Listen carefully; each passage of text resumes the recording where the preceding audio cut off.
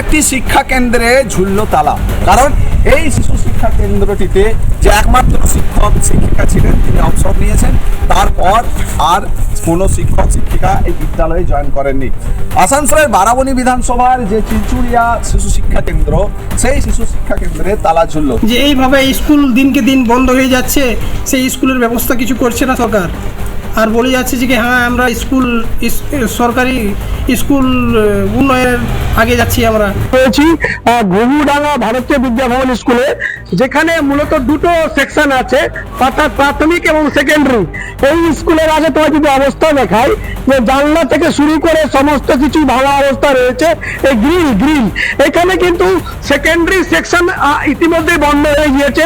পশ্চিমবঙ্গের প্রাথমিক স্কুল, মাধ্যমিক স্কুল বা এইচএস মানে সরকারি স্কুলের কি পরিস্থিতি? তবে সরকারি স্কুলগুলোকে ইচ্ছাকৃতভাবে বন্ধ করে দেওয়ার যে একটা প্রচেষ্টা চলে আসছে, সেটা আমরা অনেকদিন আগে থেকে বুঝতে পারছি। আজকে দমদমবাসী হিসেবে আমরা খুব লজ্জিত, জানেন, কারণ আমাদের এই দমদমের বিধায়ক উনি হচ্ছেন মাননীয় শিক্ষামন্ত্রী, অথচ উনার বিধানসভা কেন্দ্র দমদমে উপর্যুপরি প্রাথমিক থেকে শুরু করে উচ্চ শিক্ষার ব্যবস্থাকে স্লো পয়জনিং এর মতো করে ধ্বংস করা হয়েছে। জলপাইগুড়ি 20 নম্বর ওয়ার্ড বোসপাড়া সাতটিয়াপাড়া প্রাথমিক বিদ্যালয়, যে এই সাতটিয়াপাড়া প্রাথমিক বিদ্যালয়ের অবস্থা দেখো।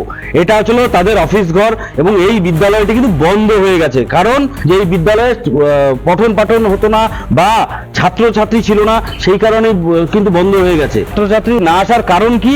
কারণ হচ্ছিল একটাই, যে পরিকাঠামোর অভাব ছিল। বিদ্যালয়ের রান্নাঘর, এই রান্নাঘরটিও এইভাবে পড়ে রয়েছে। নয় করে রাজ্যে এহেন বন্ধ স্কুলের সংখ্যা 348। শিক্ষামন্ত্রী কিন্তু রা করেন না, অথচ বাহিনী আসছে শুনেই হঠাৎ মনে পড়ে গেল পঠন পাঠনের হবে কি। স্কুলে স্কুলে পড়ুয়া নেই, শিক্ষক নিয়ে তো বিষম টানাটানি। শিক্ষামন্ত্রীর মনে থাকে না, বাহিনী আসছে শুনেই আজব যুক্তি। এখন কেন্দ্রীয় সরকার যদি মনে করে থাকে যে স্কুলগুলোই একমাত্র হচ্ছে ধর্মশালা, সেটা কেন্দ্রীয় সরকারের মানে তারা স্কুল শিক্ষাকে কিভাবে দেখে, এটা দৃষ্টিভঙ্গির প্রশ্ন।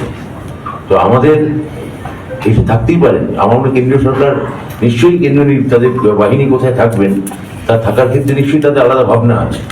কিন্তু এটার জন্য যদি রাজ্যের স্কুল শিক্ষা ব্যাহত হয়, সেটা আমরা চাইবো না।